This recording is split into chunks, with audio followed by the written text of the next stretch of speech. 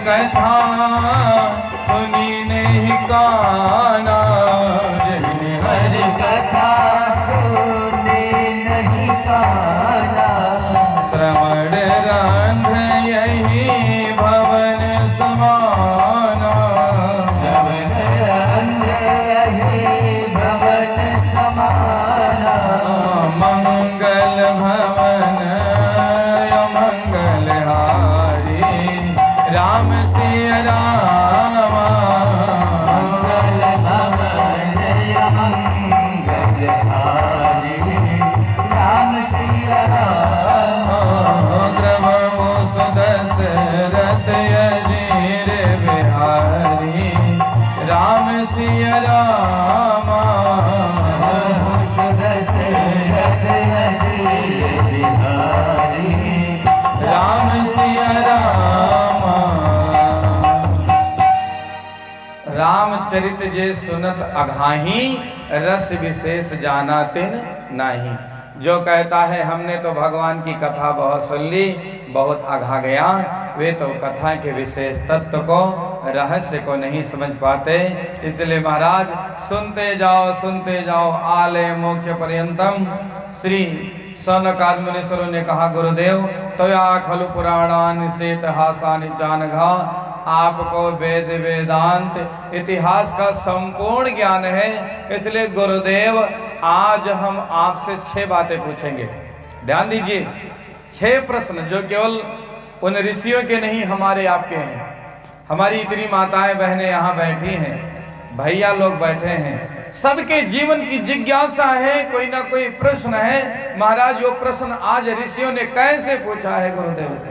गुरुजी हमारा पहला प्रश्न है कि परमात्मा ने आदमी को क्यों बनाया।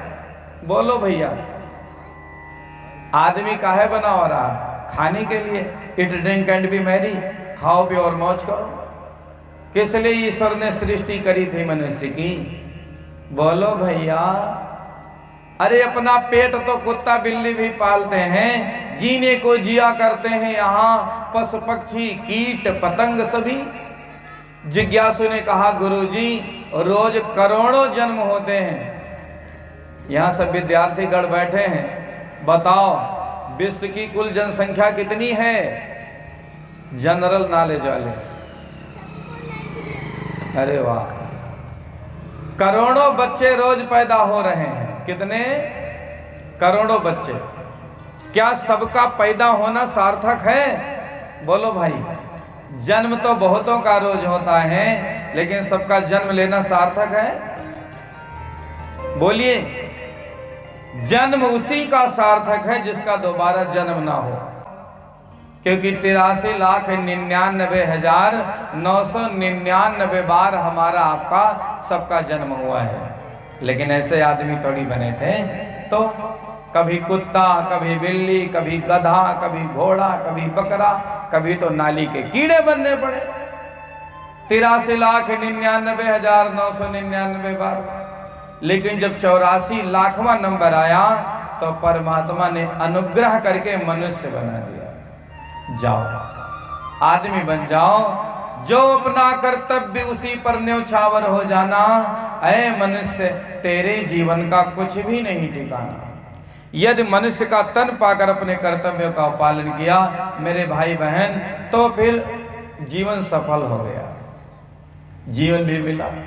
उद्देश्य से भटक गए, मृत्यु हो गई।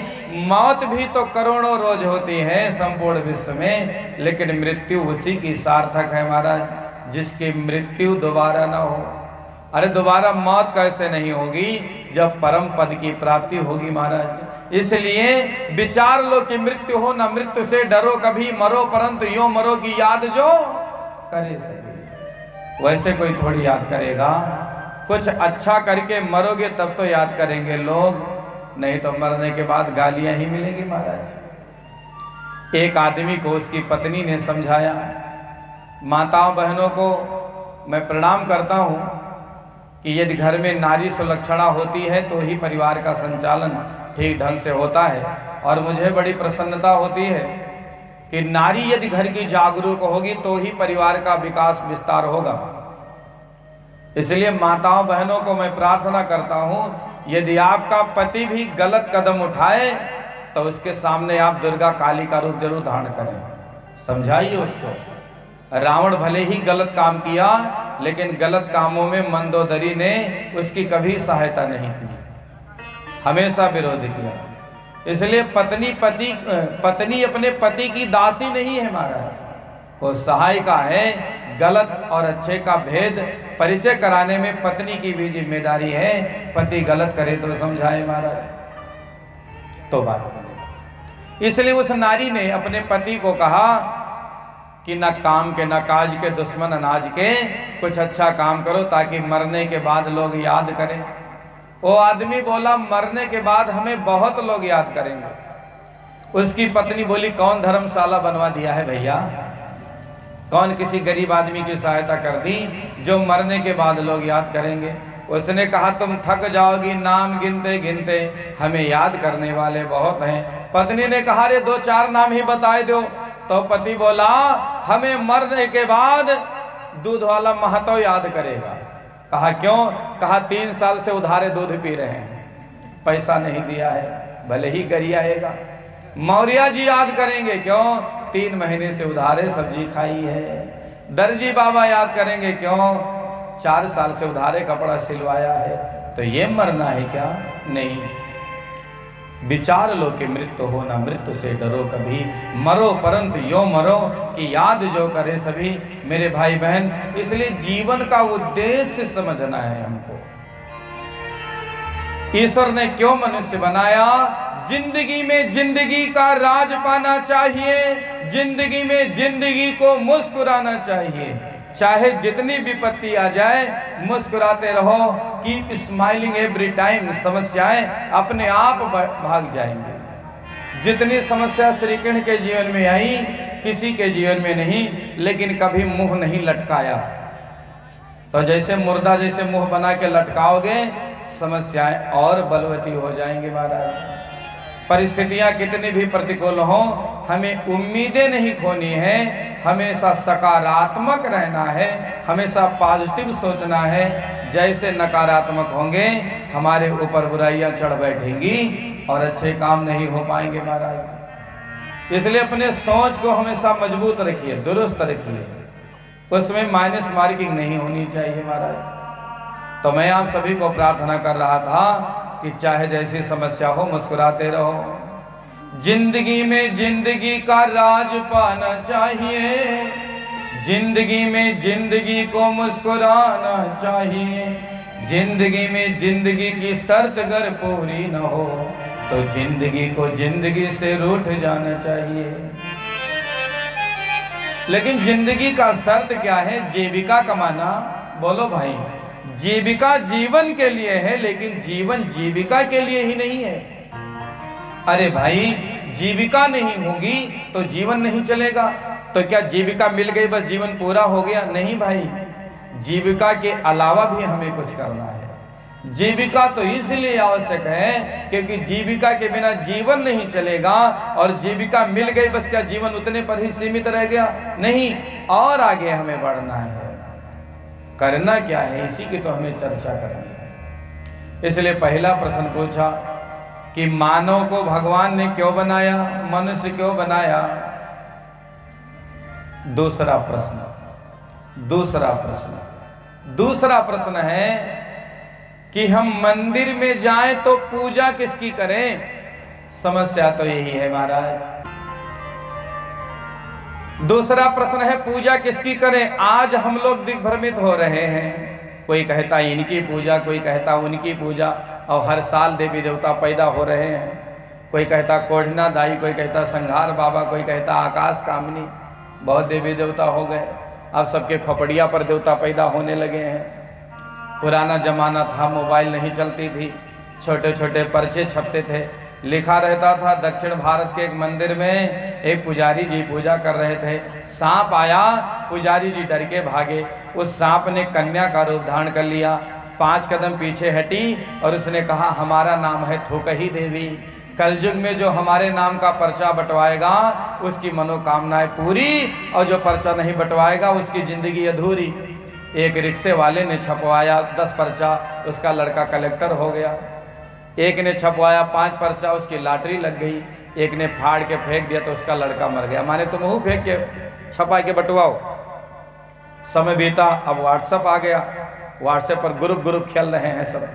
अब उस पर भेजते हैं कि ये मैसेज 151 लोगों को भेजो, अब अगले 8 घंटे के अंदर शुभ खबर लो, वही मरो सारा दिन। इसलिए वैज्ञानिक उपकरण है, इनका खूब उपयोग करें। पर मुझे बड़ा दुख होता है, वारे हमारी नई पीढ़ी भोजन करो तो मोबाइल, और न जाने क्या क्या करो तो मोबाइल, घर में बैठे रहो तो खजुली तो ठीक, लेकिन खजुली वाली मोबाइल नहीं ठीक। यदि आप भोजन करते समय मोबाइल के संपर्क में हैं तो इसको साइंस कहते हैं माइंडलेस ईटिंग, जो हमारे सेहत के लिए बहुत ही नुकसानदायक है। यदि आपके परिवार में ऐसी किसी की आदत है तो उन्हें बचाइए, अगर उनके जीवन को आगे नष्ट भ्रष्ट नहीं करना है। अरे बहुत अच्छी आदत नहीं है मेरे भाई बहन कि खाते रहो मोबाइल में घुसे रहो, बात करते रहो मोबाइल में घुसते रहो। मैं तो हमने देखा हद हो गई, बहुत लोग तो लेटरिन बाथरूम जाते हैं मोबाइल लेकर, सोचते हैं हुआ 5 मिनट चैटिंग हो जाए। तो अनमोल तेरा जीवन यूं ही गंवा रहा है, किस ओर तेरी मंजिल किस ओर जा रहा है। क्या ईश्वर ने हमको इसीलिए भेजा था महाराज? नहीं। इसलिए हम पूजा किसकी करें इस पर विचार करना है। मंदिर में जाएं तो पूजा किसकी करें? तीसरा प्रश्न, कोई कहता है कि भगवान का नाम वेदों में अजन्मा है, तो जन्म कैसे लिया? वसुदेव जी के घर कृष्ण के रूप में, राजा दशरथ के घर राम जी के रूप में, वे तो अजन्मा है महाराज। हमने सुना है परमात्मा के अवतार हैं, तो कितने अवतार महाराज? कोई कहता 10 अवतार, कोई कहता 24 अवतार। हमने तो सुना है हरि अनंत हरि कथा अनंता, तो भगवान के अवतार कितने हैं महाराज? 5वां प्रश्न, बात को संक्षिप्त में बताएं। 6वां प्रश्न, भगवान कहते हैं कि जब जब अधर्म बढ़ता है, यदा यदा ही धर्मस्य ग्लानिर्भवति भारत, जब जब अधर्म बढ़ता है तब तब मैं विविध रूपों में अवतार लेकर अधर्म का समन दमन करता हूँ। मुझे बताइए, जब कृष्ण कन्हैया 125 साल इसी भूमि पर रहकर चले गए, तब धर्म किसकी शरण में गया? श्री सूत जी कहते हैं, सौनकाद मुनीश्वरों, आपके प्रश्न बड़े सुंदर हैं। ये केवल आपने अपने लिए नहीं किया है, जगत कल्याण के लिए किया है। मैं आपके प्रश्नों का उत्तर अवश्य दूंगा। उससे पूर्व अपने गुरु महाराज को प्रणाम कर लूं। हमारी कितनी माताएं बहनें गुरु मंत्र ले चुकी हैं? खाता नील। बहुत बढ़िया, बहुत बढ़िया। बहुत जनी कहती हैं, महाराज अभी कौन उम्र है गुरु मंत्र लेने का? बुढ़ापा आवे दो, जब ना मुंह में दांत रहे ना पेट मात रहे। नाती पोता बोले दादी बोलो राम, तब दादी बोले आम, तब भजन करेंगे। भगवान को ताजा फूल चढ़ाना चाहिए कि बासी? ताजा। इसलिए हमारे जीवन का ताजा फूल है जवानी। देह में बल रहे तो ही गुरु मंत्र लेना चाहिए। और मेरी माताओं बहनों और भैया, 2 बात हमेशा ध्यान रखना। अपने जवानी में धन और भजन, अपनी जवानी में धन और भजन दोनों इतना कमा लेना कि बुढ़ापा में आराम से बैठ के खा सको। धन भी इतना बटोर लियो कि बुढ़ापा में कहीं मजदूरी ना करना पड़े, टेंशन ना रहे कि रोटी कैसे चलेगी। हाँ, अपने बेटे बहुओं को सब दे देना, लेकिन बुढ़ापा के लिए कुछ छिपा के रखना। इन कलयुगी संतान का कोई भरोसा नहीं है, जो इनको पता चल जाएगा कि बूढ़ा बूढ़ो ठन ठन गोपाल, तो हाय हाय बाय बाय टाटा हो जाएगा। इसलिए अपने बुढ़ापा आवे उससे पहले कुछ धन और भजन व्यवस्थित करके रख लेना। तो हमारी जो माताएं बहनें, जो भैया गुरु मंत्र ले चुके हैं, हाथ जोड़कर अपने अपने गुरु महाराज का ध्यान करें। और ध्यान रहे, जिन्होंने गुरु मंत्र नहीं लिया है, अच्छा गुरु तलाश के गुरु मंत्र ले लें। फिलहाल आज तो सब लोग गुरु मानेंगे। कृष्ण कन्हैया सामने आपके विराजमान हैं, हाथ जोड़कर उनको ही गुरु रूप में सब लोग प्रणाम करें। ओम गुरुर्ब्रह्मा गुरुर्विष्णु गुरुरेव महेश्वरा गुरुरेव साक्षात् परब्रह्म तस्मै श्री गुरवे नमः। श्री सूत जी कहते हैं सौनकाद मुनीश्वरों, आपके प्रश्नों का मैं उत्तर दूं उससे पहले अपने गुरु जी का प्रणाम तो कर लूं। नन्हा सा फूल हूँ मैं, चरणों की धूल हूँ मैं, नन्हा सा फूल हूँ मैं, चरणों की धूल हूँ मैं, आया हूँ मैं तो तेरे द्वार गुरु जी मेरी पूजा करो स्वीकार, गुरु जी मेरी पूजा करो स्वीकार।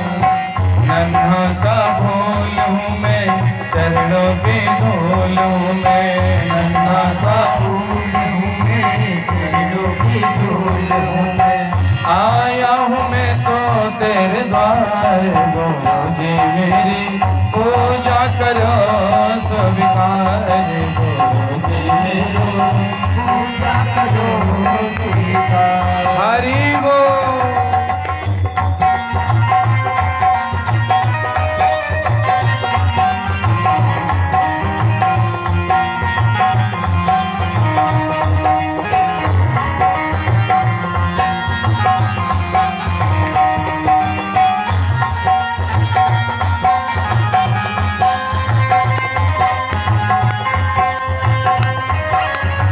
बोलिए सद्गुरुदेव भगवान की जय हो।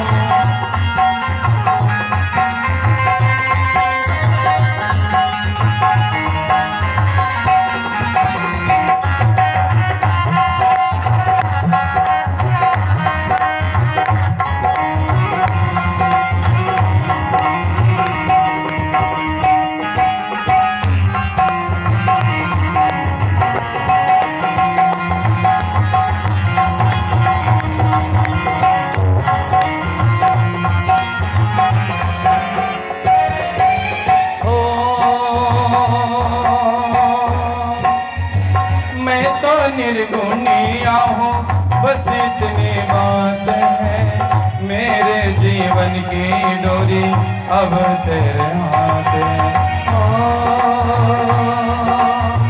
मैं तो निर्गुणिया हूँ बस इतनी बात है, मेरे जीवन की डोरी अब तेरे हाथ है। थोड़ा सा गुण मिल जाए, निर्धन को धन मिल जाए, थोड़ा सा गुण मिल जाए, निर्धन को धन मिल जाए, मानो तुम्हारा उपकार, गुरु जी मेरी पूजा करो स्वीकार, गुरु जी मेरी पूजा करो स्वीकार। हरि बोल।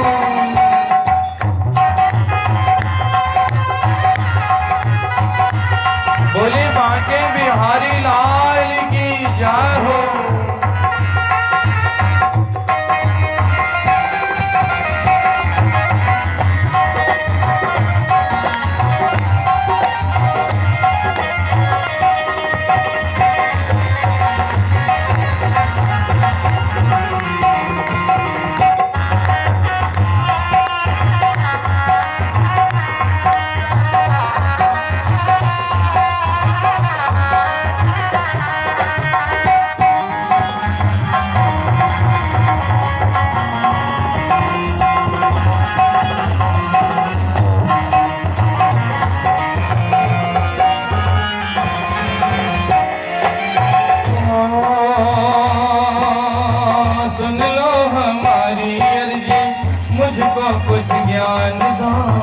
जीवन को जीना सीखे ऐसा वरदान दो, मुझको कुछ ज्ञान दो, जीवन को जीना सीखे ऐसा वरदान दो।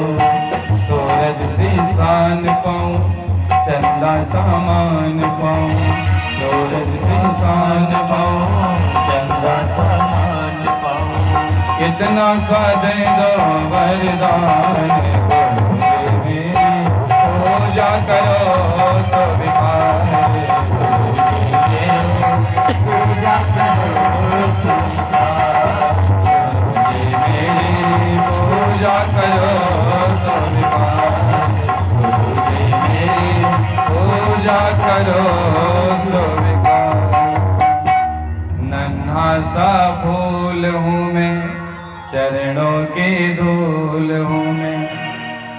आया हूँ मैं तो तेरे द्वारे, गुरु जी मेरी पूजा करो स्वीकार। गुरु जी को प्रणाम किया है। श्री सुखदेव स्वामी को अपना गुरुदेव मानते हैं सूत जी। फिर प्रश्नों का उत्तर देना शुरू किया है। भाइयों बहनों, पहला प्रश्न क्या था कि भगवान ने हमको मनुष्य क्यों बनाया है, आदमी क्यों बनाया है। बड़े भाग्य मानुष तन पावा। ऐसी क्या विशेषता है आदमी में कि वो झूठा हो गया है, बेईमान हो गया है। इसलिए बड़े भाग्य से कहा गया, नहीं नर समान नहीं कौनो देहि, मनुष्य के समान और कोई शरीर नहीं है। क्योंकि अच्छा कुछ कर गुजरने की जो क्षमता मानव के पास है महाराज, और किसी अन्य प्राणी के पास नहीं है।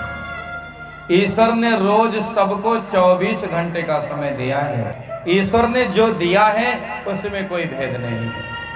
ऐसा नहीं है कि आपके पटीदार को 48 घंटा रोज मिला है। हम शिकायत ईश्वर से नहीं कर सकते। हाँ, कोई उसी 24 घंटे का उपयोग करके अध्यापक बन जाता है, कोई डॉक्टर बन गया, कोई इंजीनियर बन गया, कोई प्रधानमंत्री मुख्यमंत्री बन गया, और कोई केवल चौराहे पर ताश खेल के जीवन गांठ लिया। भगवान ने पूरी प्राथमिकता, पूरा मौका, पूरा अवसर दिया था कि समय का सदुपयोग करके अपने जीवन में अच्छे बन जाइए। और हर व्यक्ति के पास अच्छा बनने की पूरी संभावना है। सुमति कुमति सबके उर रही, नाथ पुराण निगम अस कहीं, जहां सुमति तह संपत्ति नाना, जहां कुमति तह विपत्ति निदानी। ईश्वर ने रोज 24 घंटे का समय दिया है।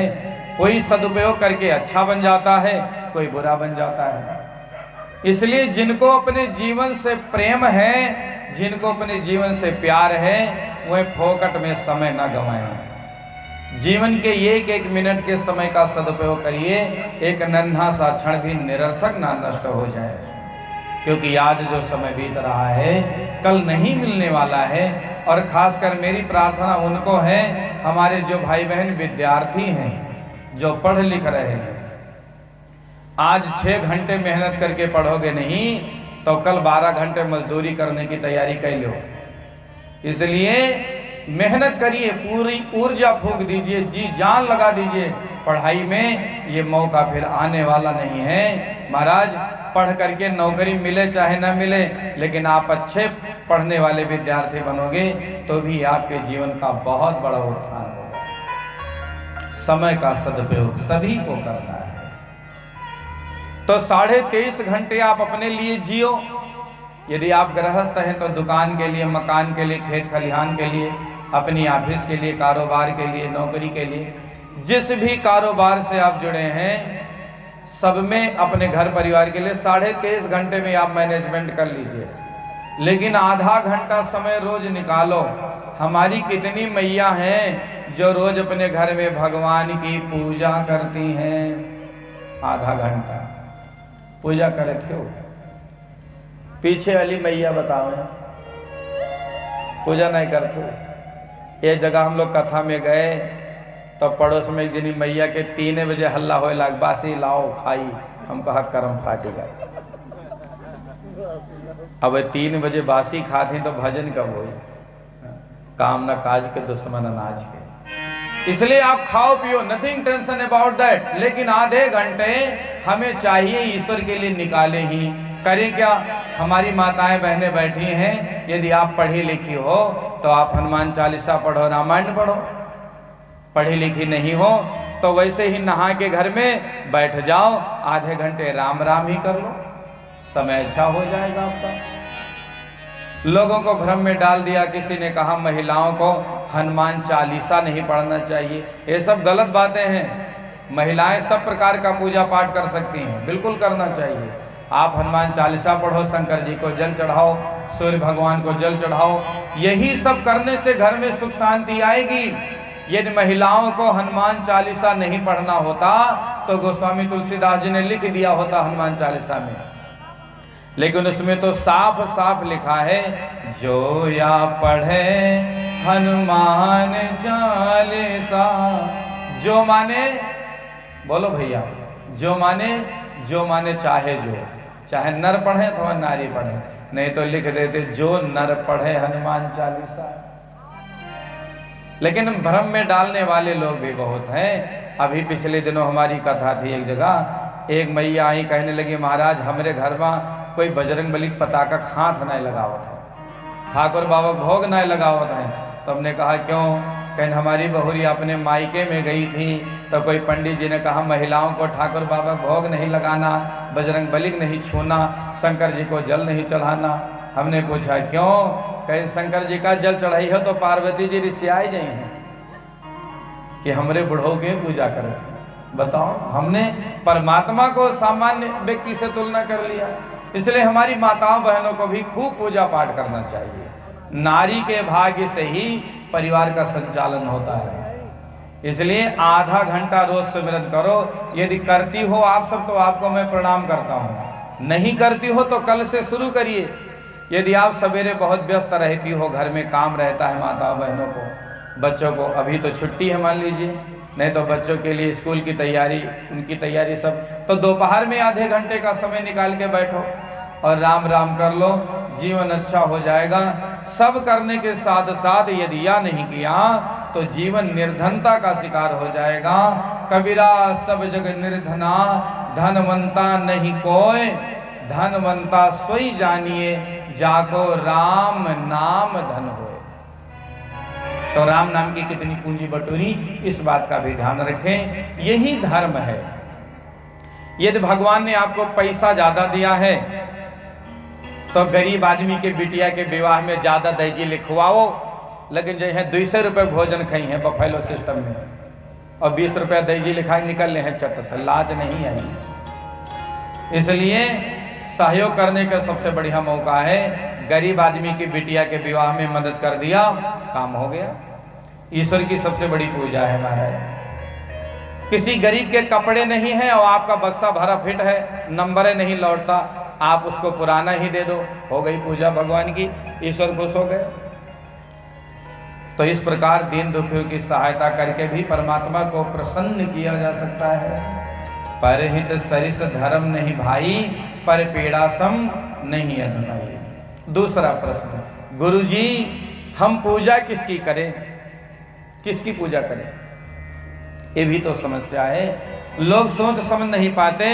एक महीना शंकर जी को जल चढ़ाया, किसी ने कहा नए भगवान पैदा हो गए हैं, उनकी पूजा करो काम बन जाएगा। और जीवन भर दिग्भ्रमित रहे। मेरे भाइयों बहनों, दिग्भ्रमित नहीं रहना है यदि जीवन में कल्याण चाहना है तो जिन देवी देवता को मानते हैं माने, जिनको पूजते हैं पूजें, लेकिन श्री कृष्ण चंद्र का भजन जरूर होना चाहिए। श्री कृष्ण भगवान का चित्र घर में जरूर एक होना चाहिए, क्योंकि पूर्ण पुरुष यदि दुनिया में कोई है तो कौन? श्री कृष्ण। श्री कृष्ण से बड़ा कोई देव नहीं। बचपन जिया तो ऐसा कि आज की माए अपने लाला को दुलार में कान्हा ही कहती हैं। किसी का लल्ला बहुत नटखट होए तो कान्हा कहते हैं। और जवानी जी तो ऐसी कि हर प्रेमी प्रेमिका अपने प्रेमी को कृष्ण स्वरूप मानती है। और महाराज युद्ध ऐसा कि 5 भाई पांडवों को 100 भाई कौरव से भिड़ा दिया, 5 में एक न मरा, 100 ढेर हो गए। और ज्ञान दिया तो ऐसा गीता का, जिस पर महाराज हजारों नोबेल पुरस्कार बलिहारी कर दिए जाएं तो भी उसकी तुलना नहीं। गीता के ज्ञान के बराबर कोई ज्ञान नहीं महाराज। इसलिए भी श्री कृष्ण भगवान का एक दिव्य भव्य स्वरूप घर में जरूर होना चाहिए।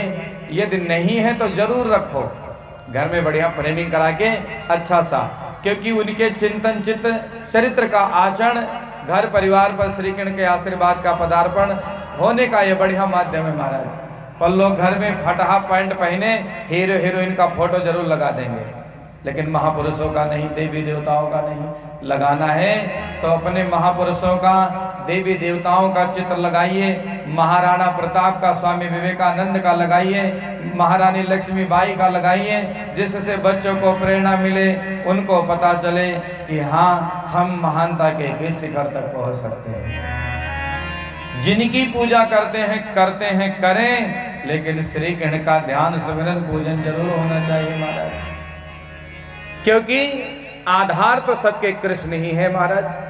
हम आपको कहें किसी पेड़ को सींचो तो आप पत्ता पत्ता डाली डाली सींचेंगे कि जड़ में पानी डालेंगे, छोड़ेंगे जड़ में। तो सबका जड़ कौन है? जड़ तो परमात्मा श्री कृष्ण ही है। इसलिए जिनको पूजते हैं पूजें, पर श्री कृष्ण की उपासना जरूर करें महाराज।